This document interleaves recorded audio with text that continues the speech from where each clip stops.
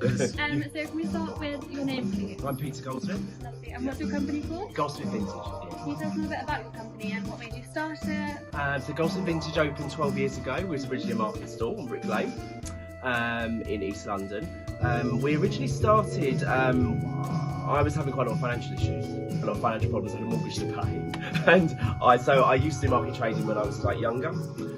So I thought I might return back to market trading. So I started trading on Brick Lane, like I just said.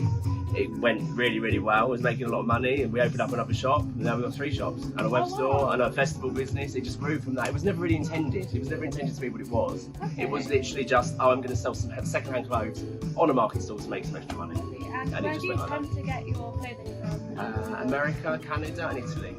Yes. Would you class your brand sustainable? Yes, everything we get is recycled clothes. Yeah, Lovely. recycled clothes. Yeah. What made you want to be sustainable? I come from an activist background when I was younger, so I used to be involved with sort of animal rights and sort of anti-capitalist stuff, environmentalist stuff, sort of in the more sort of first wave in sort of mid to late 90s. I've always been quite environmentally minded, so I think that kind of linked into what I was doing.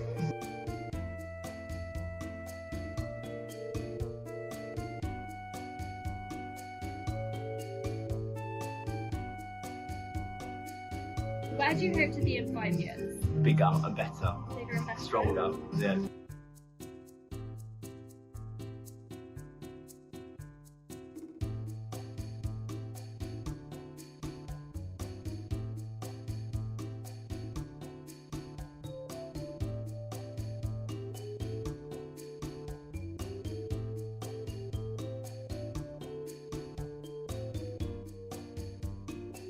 Hi, so we start. What's your name, please? My name is Will. Will, lovely. And obviously you're the owner of the store? Yeah, well, we rent it. It's a pop-up store. Okay. In 6 weeks. Lovely. What's the name of the store? Mr. Portobello is a brand name, and we have our own sort of brand of clothes. We sell vintage wear, and we stock other designers as well. Lovely. Would you class this brand as a sustainable brand? Yeah, absolutely. Lovely. Where does your product come from? Some of it's made in Morocco, some of it's sourced from Morocco. And products from Japan, made in India, made in England. We've got all of the recycled fabrics for sustainable cottons. What made you want to become a sustainable brand? What influenced you? I think you have to nowadays, really.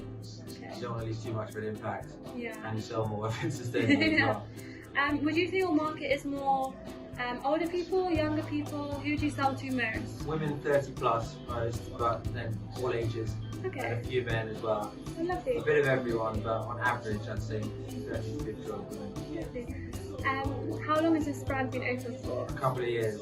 Did you say it's doing well? Yeah, it's starting to do well now. Okay. Do you think it remains to be sustainable? Do you think it's helped? Yeah, we will remain to be sustainable, absolutely. Lovely. How have you guys managed to handle the whole COVID thing, post-pandemic kind of, as a small business? Well, I've been working on other businesses, so I haven't been fully reliant on an income from this, which has meant I'll be able to survive. I'm lucky that I don't have to pay rent. Yeah. I've got a good deal with the guy who owns this, so we get reduced rent here. So we've been quite lucky, to be honest. But it's allowed us to focus on our online presence, so we're better set up for the future. Where do you hope to be in 5 years? 5 years time, financially or geographically? Just in general, yeah.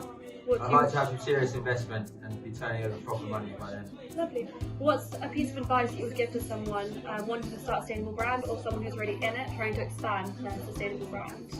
Maybe know what you're doing in advance. We've sort of established ourselves by trial and error, and we'd have saved a lot of sort of ache by deciding what we were going to be before we sort of stepped up.